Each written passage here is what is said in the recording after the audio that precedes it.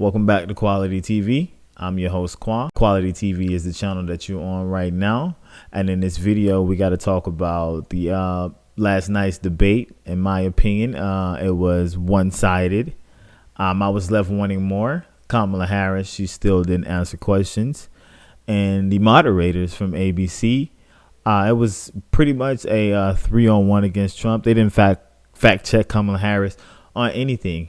But there were some important things from the debate that I did take away, even though it was hard to find. But without further ado, let's get right into the video. I'll see you in a moment. Here's a clip of what Donald Trump had to say after the debate. I'm going to go ahead and play that for you right now. Ever since she's the top nominee, he went in there knowing that they were going to essentially tag team him. But he still showed up, and he still made some good points and stood on what he believed in. Even when they tried to fact check him, he stood there.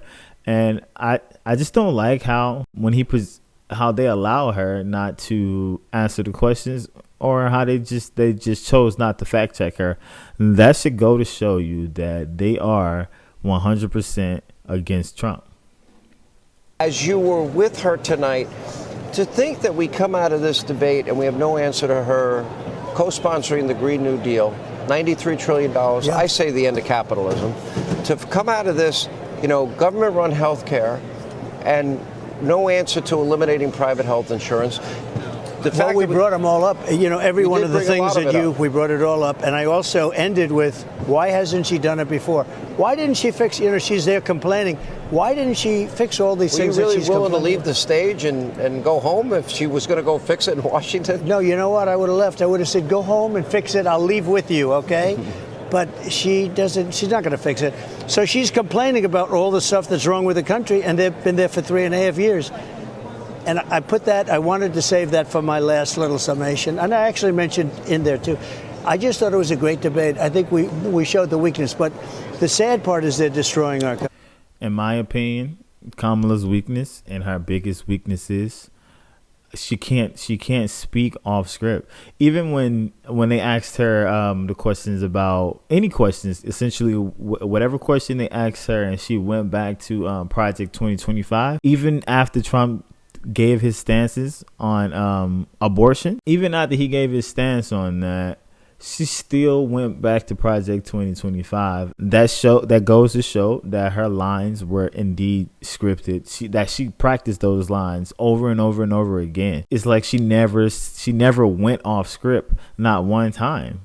She couldn't, and that worries me. When you get right down to it, good debate. I enjoyed it. But it's a very sad thing because our country is in decline. We are really being laughed at all over the world. And that's tough to take. Do you think it's strange that somebody could support something as radical as sex change operations paid for by taxpayers for convicts and illegal immigrants, and for illegal immigrants, free housing, health care, education?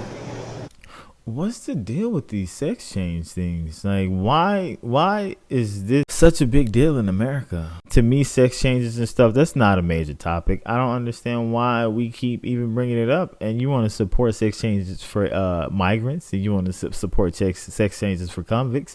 Why? Could somebody please explain to me why this is even a thing? I just don't understand it. We're talking about real life issues here. Sex change is not a real life issue.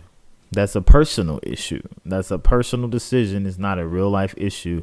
And I don't understand why the Democrats push that. It's so weird. And not get asked a question about it? But I brought it up. You did bring it up. Of course, they weren't so happy when I brought it up, but I brought it up. I brought up the fact that they're doing sex change operations on illegal immigrants.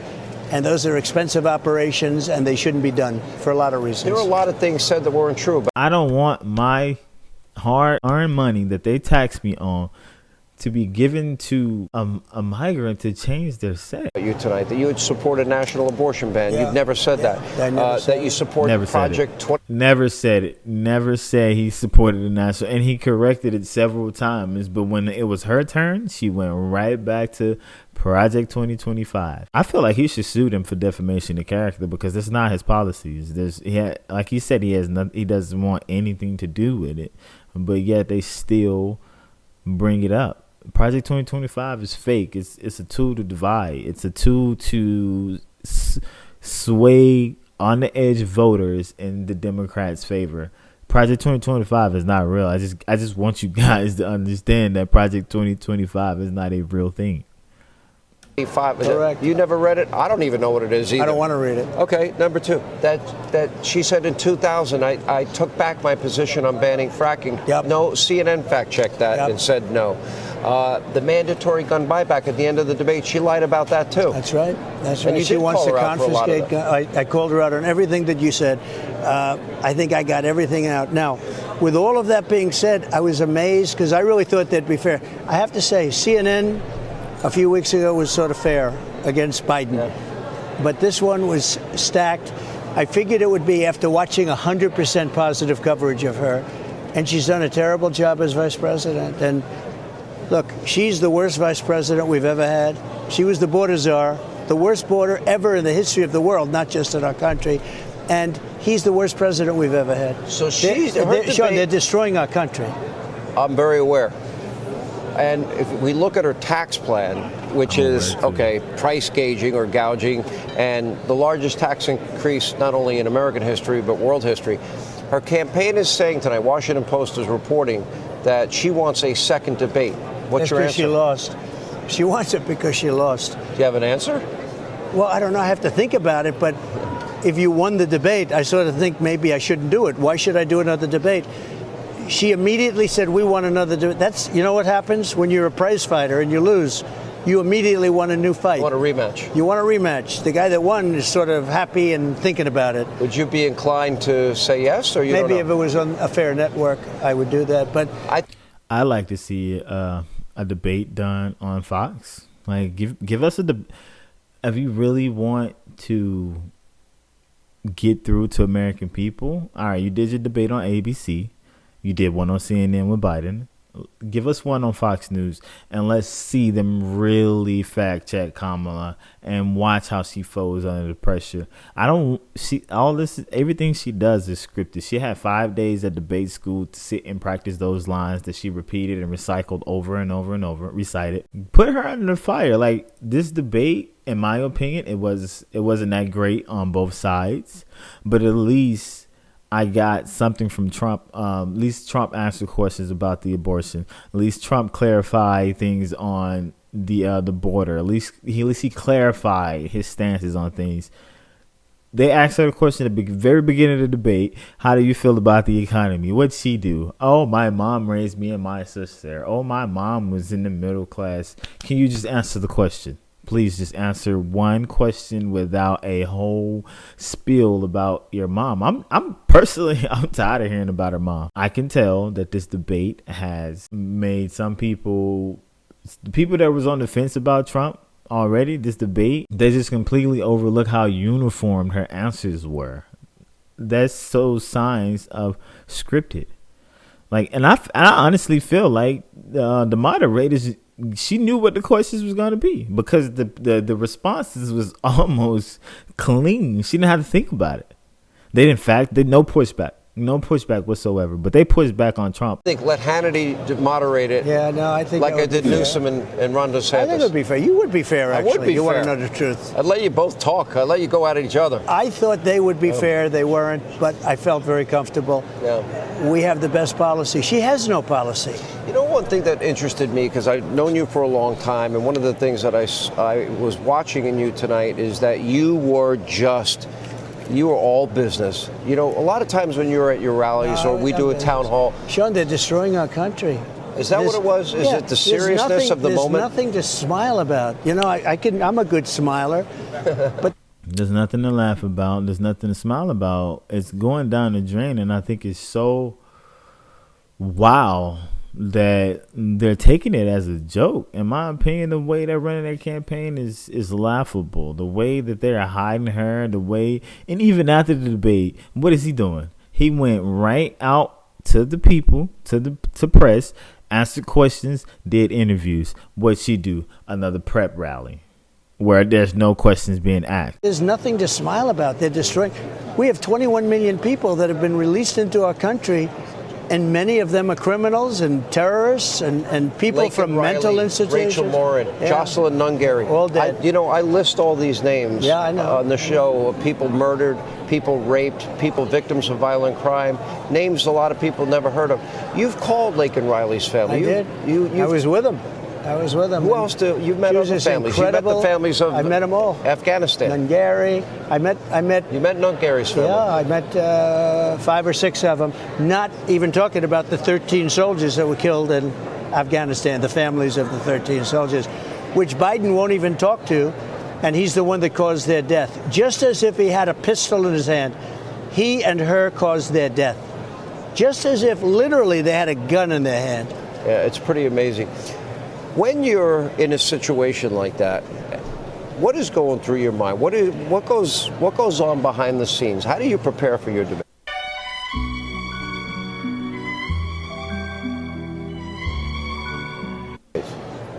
Well, I think I always say I've been preparing all my life for these debates. You can't go in like she did. She goes into a room and she memorized lines, more or less. I thought I got one cute one. I'm talking when I said, I'm talking. When she started interrupting me. She said that to Mike Pence. I wanted to get speaking. even for that. That was not very nice what she did. But no, I thought it was. We're getting great reviews. It's interesting that the one line that really stuck out that did make me laugh out loud is when you. And for the people that believe that she won the debate, I don't think there was no winners. Let me be clear on that. That's her line. Let me be clear. When she say "Let me be clear," it's a fucking script. But there was no winner, in my opinion, of the debate. But the polling, the polls, not like real polls, but like polls on Twitter, and they all show Trump as the winner. Let people tell it. She was the only one on stage answering questions. No, she was the only one on stage reciting lines. Said you're going to send her a MAGA hat. There are a lot of positions now. All of a sudden, she's come over to your side. She's been against the border wall. She's been against. There's only one problem. Yeah. If she ever won, immediately from the day after that election, everything would go back to confiscate your guns and forget about oil and everything else. They were cutting back on oil way back. They got rid of Anwar, the biggest oil site perhaps in the world, in Alaska.